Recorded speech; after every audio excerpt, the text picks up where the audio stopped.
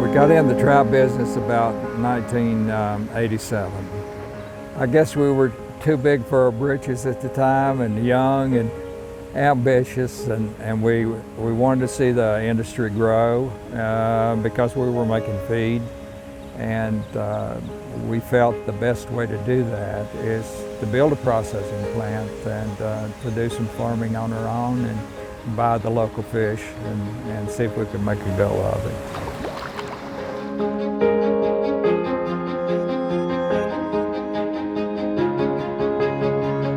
We have the 2 farms in Nantahala, a large farm in Cherokee, a larger farm. It's about 50% larger than this one. 2 farms in Transylvania County. Plus we buy fish from about 3 other farms. So we process 2.5 million pounds to 3 million pounds a year. For a long time, about 12 years, we lost money. As any new business, we had labor problems, we had disease problems, yield problems in the processing plant.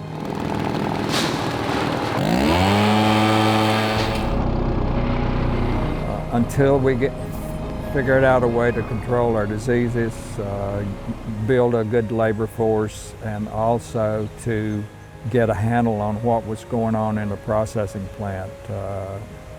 When all those things came together, it was okay, about 2000, year 2000. And so after that, outside of the droughts, real bad droughts, we've done pretty good. There's about 3 major steps that we had to overcome to make this profitable, and vaccinating the fish was one of them, yeah.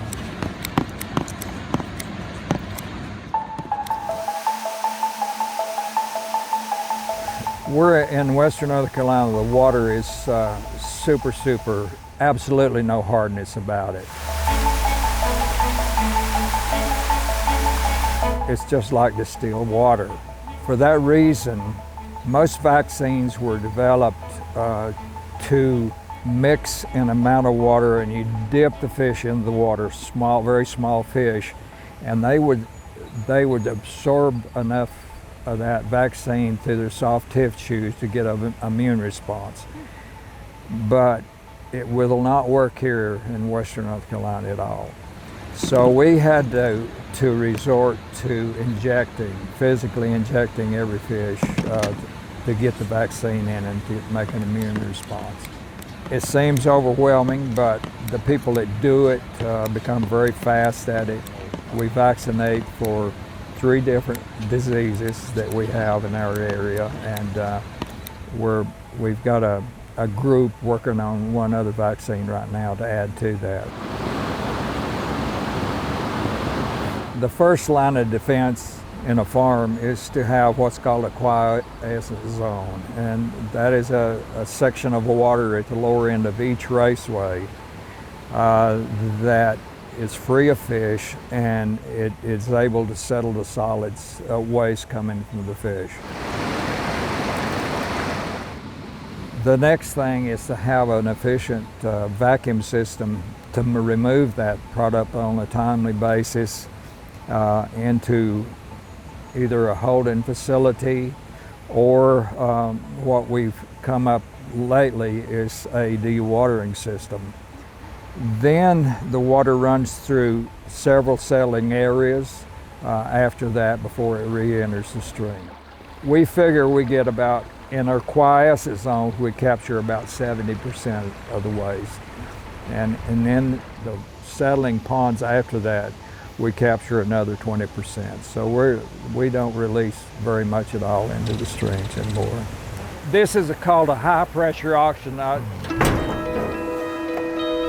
But what that does, you have these large columns that are pressurized with pure oxygen, and then water is pumped in the top, and the water that comes out of here, we don't use it this time of year because of its cool, it'll hold more oxygen. But that comes out at about 400 parts per million, so you don't need a lot of it. So in the summertime, that liquid oxygen thing down there, they'll fill that thing once a week.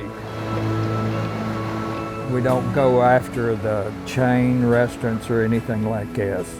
The mom and pop operations take care of everything we've got. But our proximity to the markets is the biggest thing. We haul the fish live, they're put in the process, kept in the process live. We catch them out of the water at processing, process them immediately, and they go out the next day typically. So they get the fish 2 or 3 days sooner than anybody else can get the fish to the eastern market. So that gives us a big advantage. Plus we work really hard on our cutting. Our fish, it's the best. Absolutely the best when it comes to quality cut. It is, no doubt.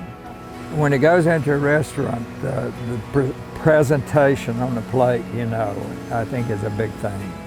And just for a chef, the chef that looks at that fish coming in and he looks at that and looks at that and he said, that's better, even though it may not taste a bit different, but when the presentation looks good, that's a big selling point, yeah.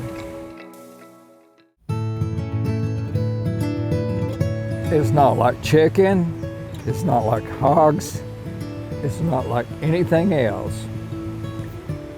You got weather, you got temperature, you got floods, you got droughts, you got waste that's going in water that the public, is going to say, this has got to be right, done right. And all of those things coming together presents a challenge that few people understand. People say, when are you going to retire? And I say, I don't know. I've got a son and son-in-law that's working with me, so that's kind of the future of it. But as long as I'm healthy and halfway thinking straight, and they don't kick me out, I'll be around probably.